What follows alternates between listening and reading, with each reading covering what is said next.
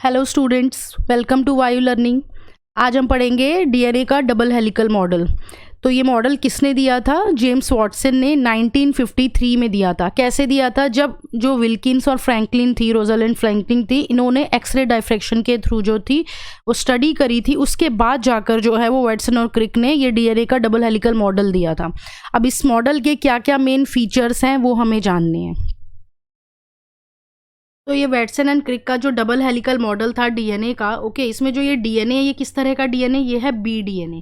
B DNA वो DNA होता है जो जिसमें जो रोटेशन होती है वो कैसी होती है? राइट हैंडेड होती है, यानी क्लॉकवाइज रोटेशन होती है। ठीक है, सो ये ध्यान रखना कि यहाँ पर जो ये हम डीएनए पढ़ रहे हैं किस तरह का डीएनए है? बी डीएनए, यानी इसके अंदर राइट हैंडेड रोटेशन होगी।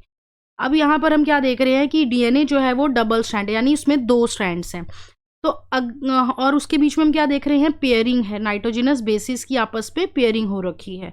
तो अगर हमें एक स्ट्रैंड का सीक्वेंस पता है तो दूसरे स्ट्रैंड का सीक्वेंस भी पता लग जाएगा। तो हम कह सकते हैं कि ये दोनों चेनें आपस में क्या, एक दूसरे के कॉम्प्लीमेंट्री हैं।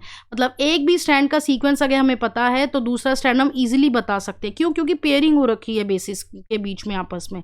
ठीक है, अब यहाँ पर हम एक और पॉइंट यहाँ पर पढ़ने वाले हैं कि क्या है कि ये चीज़ देखो हमने पढ़ी थी जब हम पॉलीन्यूक्लियोटाइड चेन का स्ट्रक्चर हमने देखा था। तो हमने देखा था कि 5 प्राइम एंड पे क्या था कि एक फॉस्फेट ग्रुप था, उसने क्या करा था, जो पेंटो शुगर थी उसके कार्बन 5 के साथ जो है वो एक फॉस्फोएस्टर लिंकेज फॉर्म करी थी, फॉस्फोएस्टर बॉन्ड बना रखा था। ठीक है, तो वही चीज़ ये बोल रहा है कि जो बैकबोन होगी इसकी, उसमें शुगर फॉस्फेट की बनी होगी, और इनसाइड जो है वो क्या होंगे? नाइट्रोजिनस बेसिस होंगे, जैसे हम ये स्ट्रक्चर में भी देख सकते हैं। यहाँ पर एडेनिन और थाइमीन, यहाँ पर जी और सी, इस तरह से नाइट्रोजिनस बेसिस जो है वो इनसाइड प्रेजेंट होंगे।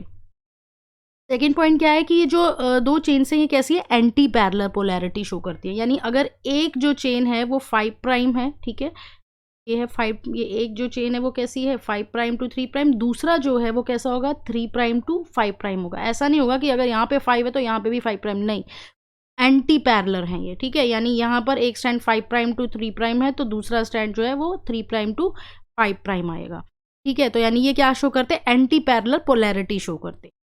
फिर उसके बाद तीसरा फीचर इसका क्या है कि यहाँ पर ये हमने देखा था कि प्यूरीन के अपोजिट में क्या आ जाएगा? पिरिमिडीन आ जाएगा। यानी एडेनिन की पेयरिंग जो होगी वो थाइमिन से होगी, लेकिन इन दोनों के बीच में जो डबल बॉन्ड होगा वो कैसा होगा? हाइड्रोजन बॉन्ड फॉर्म करेंगे यहाँ पर ये दोनों।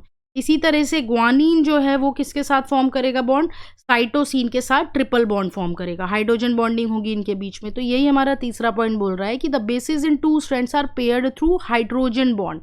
Adenine form 2 hydrogen bond with thymine, और उल्टा भी बोल सकते हैं, वाइस वर्सा। एंड ग्वानिन जो है वो 3 हाइड्रोजन बॉन्ड फॉर्म करेगा साइटोसिन के साथ। तो हम बोल सकते हैं कि प्यूरीन जो है वो उसके अपोजिट में पिरिमिडीन ही आएगा।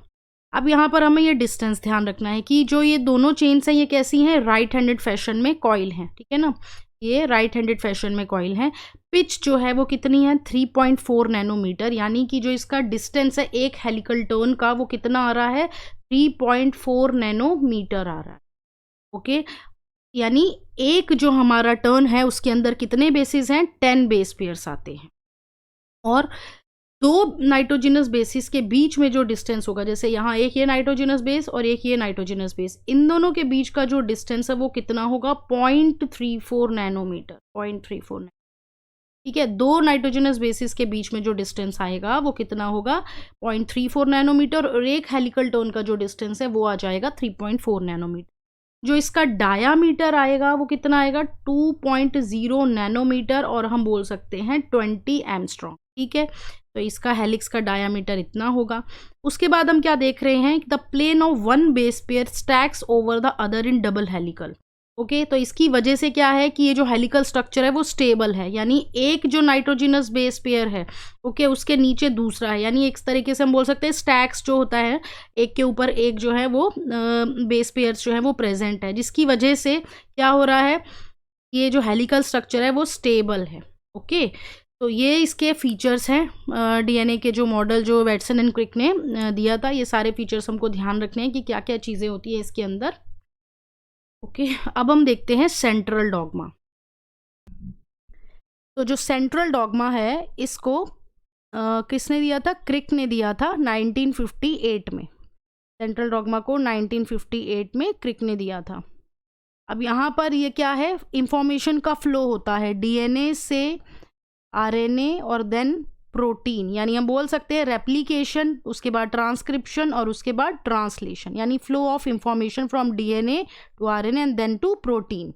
अब कुछ वायरसेस के अंदर, जैसे जो हमारे रेट्रोवायरसेस होते हैं, ये फ्लो कैसा होता है, इनवर्स होता है, रिवर्स होता है, यानी वहाँ पर क्या होगा, आरएनए से डीएनए बनेगा, ठीक है, रिवर्स ट्रांसक्रिप्शन होगी यहाँ पर। तो ये था सेंट्रल डॉगमा। आज की क्लास में इतना ही रखते हैं।